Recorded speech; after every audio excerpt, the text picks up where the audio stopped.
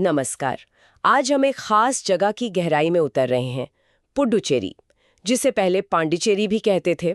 हमारे पास जो भी जानकारी है उसके आधार पर हम इस अनोखे केंद्र शासित प्रदेश को समझने की कोशिश करेंगे। हाँ, हमारा इरादा है पुडुचेरी के भूगोल, इसके इतिहास और खास तौर पर वो जो तमिल और फ्रांसीसी प्रभावों का एक अनूठा संगम है ना, उसे समझना। बिल्कुल। कैसे मिला जुला असर यहाँ की भाषा, खान पान, इमारतों, त्योहारों सब में झलकता है। यहाँ की ये जो सांस्कृतिक बुनावट है वो वाकई काफी दिलचस्प है। तो चलिए शुरू करते हैं ये पड़ताल। बिल्कुल। तो सबसे पहले इसकी लोकेशन देखते हैं। पुडुचेरी, जिसका तमिल में मतलब है नया शहर, ये भारतीय प्रायद्वीप के दक्षिणी हिस्से में है। और इसकी बनावट थोड़ी अलग है ना, मतलब ये एक ही जगह पर नहीं है, बिखरा हुआ ऐसा है। हाँ, यही तो इसकी खासियत है। इसके 4 जिले हैं, पुडुचेरी, कराईकल, यनम और माहे। और ये चारों भौगोलिक रूप से एक दूसरे से जुड़े हुए नहीं हैं, अलग अलग राज्यों से घिरे हैं। जैसे पुडुचेरी और कराईकल ये तमिलनाडु से घिरे हैं, यनम आंध्र प्रदेश से और माहे केरल से। ये बिखराव इसके इतिहास से जुड़ा है असल में। इतिहास? हाँ, वो फ्रांसीसी कनेक्शन। वो कैसे और कब शुरू हुआ था? वो कहानी शुरू होती है 1674 में, जब फ्रांसीसियों ने यहाँ अपनी एक तरह से कोठी स्थापित की। फिर धीरे धीरे पौंडीचेरी, चंद्रनगर, माहे, यनम, कराईकल, मसूलीपट्टम ये सब इलाके फ्रांसीसी भारत का हिस्सा बन गए। और इन सब का केंद्र पौंडीचेरी ही था।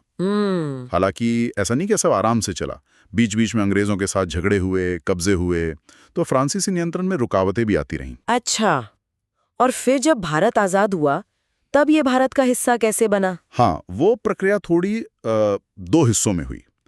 1 नवंबर 1954 को फ्रांसीसी इलाके जो थे वो वास्तविक रूप से मतलब डी फैक्टो भारत को सौंप दिए गए। ओके।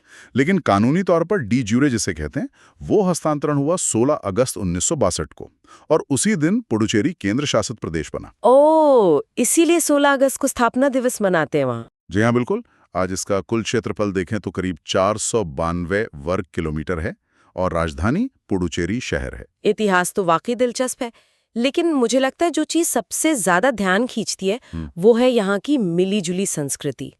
जानकारी ये भी कहती है कि यहाँ तमिल, अंग्रेजी, फ्रेंच, तेलुगु, मलयालम ये सब आधिकारिक भाषाएं हैं और कुछ स्कूलों में फ्रेंच मीडियम भी है। हाँ, ये बिल्कुल सही बात है। और इससे भी ज्यादा एक हैरान करने वाली बात बताऊं? हाँ, बताइए। उपलब्ध आंकड़ों के हिसाब से यहाँ की लगभग आधी आबादी के पास फ्रांस और भारत दोनों की दोहरी नागरिकता है। क्या? दोहरी नागरिकता? आधी आबादी के पास ये कैसे? मतलब ये कैसे मुमकिन हुआ? ये उसी 1962 की संधि का नतीजा है। उस संधि ने यहाँ के रहने वालों को ये विकल्प दिया था कि वो चाहें तो फ्रांसीसी नागरिकता चुन सकते हैं। अच्छा। तो बहुत से लोगों ने फ्रांसीसी नागरिकता रखी और साथ में भारतीय नागरिकता भी। तो ये चीज पुडुचेरी का वो जो कॉस्मोपॉलिटन चरित्र है ना, उसे और मजबूत करती है। बाप रे, ये तो बहुत ही अनोखी बात है। तो इसका मतलब हुआ कि यहाँ सच में अलग-अलग पृष्ठभूमि के लोग एक साथ रहते हैं। बिल्कुल, अलग अलग जाति, धर्म, मूल के लोग सब मिलजुल कर रहते हैं, एक दूसरे के त्योहार मनाते हैं। संस्कृति की जड़ें तो तमिल परंपराओं में हैं, लेकिन उस पर फ्रांसीसी जीवन शैली का रंग भी खूब चढ़ा है। यही संगम है इसकी पहचान। और ये संगम रोजमर्रा की जिंदगी में कैसे दिखता है? जैसे पहनावे में तो जानकारी के हिसाब से ज्यादातर पारंपरिक भारतीय स्टाइल ही चलता है। पुरुष पैंट शर्ट, महिलाएं साड़ी ब्लाउज या लंबी स्कर्ट। लेकिन हाँ, खान पान में फ्रांसीसी छाप ज्यादा साफ नजर आती है। अच्छा, वो कैसे? क्या खास है? जैसे सुबह का नाश्ता, एकदम ताजी पकी हुई फ्रेंच ब्रेड, वो लंबी वाली बैगोट होती है ना, हाँ। वो, या फिर वो परतदार मक्खन वाले क्रोइसॉन्स, उनके साथ कॉफी पीना, ये वहाँ काफी आम है। ये सीधा असर है फ्रेंच बेकरी कल्चर का। अच्छा, लेकिन जाहिर है दक्षिण भारतीय स्वाद भी तो होगा ही। अरे बिल्कुल, ऐसा थोड़ी है कि सिर्फ फ्रेंच नाश्ता ही है। मसाला डोसा, सांबर वड़ा, इडली, ये सब उतने ही पसंद किए जाते हैं। और कुछ खास स्थानीय व्यंजन भी हैं जो इस मिले जुले स्वाद की कहानी कहते हैं। जैसे एक है कड़गू येरा। कड़गू येरा, ये क्या होता है? नाम तो बड़ा अलग है। ये असल में झींगे की एक मसालेदार करी है। उसमें टमाटर सॉस, आलू, सिरका, मेथी, सरसों का पेस्ट और नारियल का गाढ़ा दूध डालते हैं। तो स्वाद थोड़ा तीखा, खट्टा, हल्का मीठा, एक तरह का फ्यूजन है ये। अरे वाह, सुनने में तो बहुत मजेदार लग रहा है। और शाकाहारियों के लिए, उनके लिए भी कुछ खास है? हाँ, उनके लिए भी बहुत कुछ है। कई तरह की सब्जियों से बनी स्थानीय करी मिलती हैं। खास बात यह है कि कम तेल में बनती हैं, सेहतमंद होती हैं। जैसे नारियल करी है, तंदूरी आलू भी मिलता है जो थोड़ा उत्तर भारतीय प्रभाव दिखाता है। अच्छा। सोया डोसा, पोड़ना लंकाई नाम की एक सब्जी, असद शायद ये कोई स्टू जैसा होता होगा, स्टफ्ड पत्ता गोभी, और मीठे में पायसम तो है ही। तो खानपान में भी ये मिश्रण दिखता है। और त्योहार, सुना है वहाँ 350 से ज्यादा मंदिर हैं, तो त्योहारों की तो धूम रहती होगी। हाँ, त्योहार तो यहाँ की जिंदगी का अहम हिस्सा है। देखिए, तमिलनाडु से इतनी नज़दीकी है, फ्रांसीसी इतिहास का असर है, फिर श्री अरबिंदो आश्रम का प्रभाव, इन सब ने मिलकर यहाँ एक बहुत ही अनूठा फेस्टिव कैलेंडर बना दिया है। बड़े हिंदू, ईसाई, मुस्लिम त्योहार तो मनते ही हैं, साथ में कई स्थानीय तमिल त्योहार भी पूरे जोर शोर से मनाए जाते हैं। कुछ खास त्योहारों के बारे में बताएंगे जिनका जिक्र हमारे स्रोतों में है? हाँ जरूर, जैसे कि पोंगल, ये तमिलनाडु की तरह यहाँ भी फसल कटाई का मुख्य त्योहार है। 4 दिन चलता है, खासकर थाई पोंगल वाला दिन, मकर संक्रांति। फिर है मासी माघ्यम, ये एक पारंपरिक तमिल त्योहार है। तमिल महीने मासी में मगम नक्षत्र वाले दिन आता है।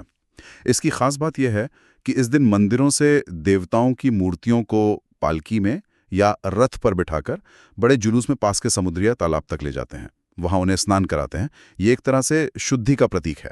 अच्छा, ये तो काफी रस्मों वाला त्योहार लगता है। हाँ, फिर तमिल नववर्ष है 14 अप्रैल को, तमिल महीने चित्तिरई का पहला दिन। और एक बहुत मशहूर है विलियानूर मंदिर उत्सव। विलियानूर यहाँ का ब्रह्मोत्सव 10 दिन चलता है। हाँ। यहाँ भगवान शिव मुख्य देवता हैं, थिरुकामेश्वर रूप में। और मई-जून में यहाँ एक रथ उत्सव होता है, बहुत बड़ा, 15 मीटर ऊंचा रथ होता है जिसे हजारों लोग मिलकर खींचते हैं। 15 मीटर, बाप रे। हाँ, वो नज़ारा देखने लायक होता है। और एक और है वीरम पट्टनम कार उत्सव। ये पुडुचेरी के पास एक बड़ा तटीय गांव है। वहाँ श्री सिंगाजुनीर अम्मन मंदिर में 6 हफ्तों तक चलने वाला कार उत्सव होता है। 6 हफ्ते, काफी लंबा चलता है ये तो। जी, तो त्योहारों की कमी नहीं है यहाँ। खान पान और त्योहारों के अलावा कलाओं पर भी असर दिखता होगा, संगीत, नृत्य वगैरह। जानकारी तो यही कहती है कि प्रदर्शन कलाओं पर तमिल विरासत का प्रभाव ज्यादा गहरा है। संगीत और नृत्य ये मुख्य रूप से तमिल परंपरा से ही जुड़े हैं। जैसे दक्षिण भारत में कर्नाटक संगीत बहुत लोकप्रिय है, तो वो यहाँ भी पसंद किया जाता है। अक्सर नृत्य उत्सव होते हैं, सांस्कृतिक कार्यक्रम होते हैं, खासकर त्योहारों पर। और वास्तुकला, आर्किटेक्चर, मैंने सुना है कि पुडुचेरी शहर खुद 2 हिस्सों में बटा है, एक फ्रेंच और एक तमिल। ये कैसे और क्या ये आज भी दिखता है? हाँ, ये पुडुचेरी की एक और बहुत ही दिलचस्प पहचान है। शहर के बीच से एक नहर गुजरती है जो इसे 2 हिस्सों में बांटती है, फ्रेंच क्वार्टर, जिसे व्हाइट टाउन भी कहते हैं, और तमिल क्वार्टर। और ये सिर्फ नाम का बंटवारा नहीं है। अब दोनों इलाकों में घूमेंगे तो इमारतों की बनावट, गलियों का माहौल, सब में फर्क साफ नजर आएगा। ये बंटवारा फ्रांसीसी शासन के टाइम हुआ था। अच्छा, क्या खास फर्क है दोनों की वास्तुकला में? देखिए, तमिल घरों में आपको अक्सर वो थिन्ना ही दिखेगा। बरामदे में वो ऊंची सी बैठने की जगह होती है ना। हाँ, गांव में भी होती है। बिल्कुल, जहां मेहमान बैठते हैं या घर के लोग शाम को बैठते हैं। घर अंदर की तरफ ज्यादा खुले होते हैं, बीच में आंगन होता है जिसके चारों ओर कमरे। ये पारंपरिक तमिल स्टाइल है। वही फ्रेंच क्वार्टर की इमारतें बिल्कुल अलग, ऊंची दीवारें, बड़ी बड़ी मेहराबदार खिड़कियां, दरवाजे, सुंदर बालकनियां। विला स्टाइल के घर जो सड़क की तरफ खुलते हैं। खिड़कियों पर लकड़ी या मेटल के शेड लगे होते हैं।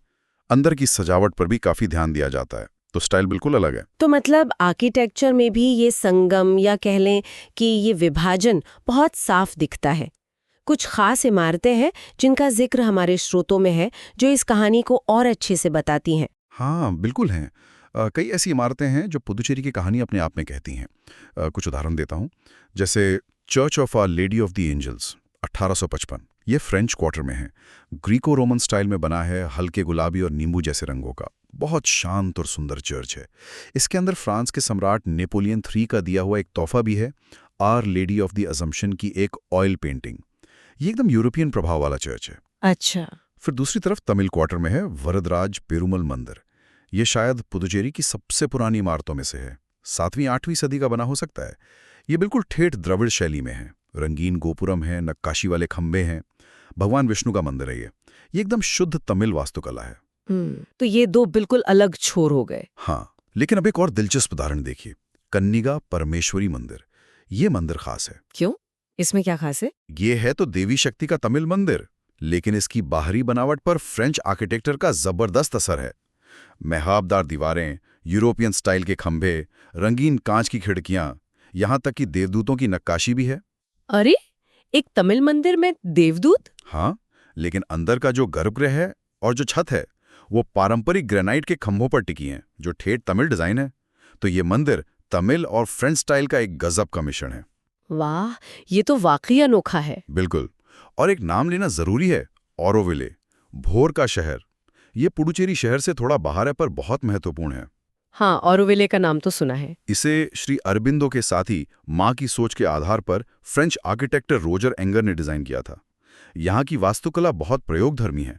मॉडर्न वेस्टर्न और पारंपरिक भारतीय चीजों को मिलाकर कुछ नया बनाने की कोशिश है, वो भी एक ग्रामीण माहौल में। और एक और जगह, पुडुचेरी म्यूजियम। ये इमारत खुद पहले किसी फ्रेंच एडमिनिस्ट्रेटर का घर थी। अंदर आपको पल्लव, चोल काल की मूर्तियां मिलेंगी, अरिकमेडु की खुदाई से निकली चीजें, रोमन बर्तन वगैरह। अरिकमेडु, वो पुराना बंदरगाह। हाँ, वही। साथ में फ्रेंच फर्नीचर भी है। तो ये म्यूजियम खुद पुडुचेरी के इतिहास की कई परतें दिखाता है। कमाल है, एक ही शहर में इतनी तरह की वास्तुकला शैलियां मिलना, एकदम तमिल, एकदम फ्रेंच, और फिर उनका मिला जुला रूप भी। ये तो सच में अनोखा है। अच्छा, वास्तुकला के अलावा क्या हस्तशिल्प में भी कोई ऐसी खासियत है, कोई खास क्राफ्ट? हाँ, कुछ स्थानीय शिल्प भी हैं जिनका जिक्र मिलता है, जैसे हाथ से बनी खाने की चटाइयाँ, मोमबत्तियाँ, अगरबत्तियाँ, लकड़ी के बर्तन, स्क्रीन पेंटिंग, कपड़ों पर बाटिक पेंटिंग। ये सब तो बनता ही है, लेकिन 2-3 चीजें थोड़ी ज्यादा खास हैं। एक तो है एप्लिक और पैचवर्क। एप्लिक? ये फ्रेंच शब्द लगता है। हाँ, एप्लिक का मतलब भी होता है लगाना या जोड़ना। इसमें क्या करते हैं कि चमकीले रंगों के कपड़ों के छोटे छोटे टुकड़े काटकर उन्हें एक दूसरे के ऊपर रखकर या जोड़कर सुंदर डिजाइन बनाते हैं। जैसा पहले बताया था ना, मंदिरों के रथ सजाने में इसका बहुत इस्तेमाल होता है। अच्छा, हाँ। दूसरा है चमड़े का काम, खासकर ऑरोविलर उसके आसपास।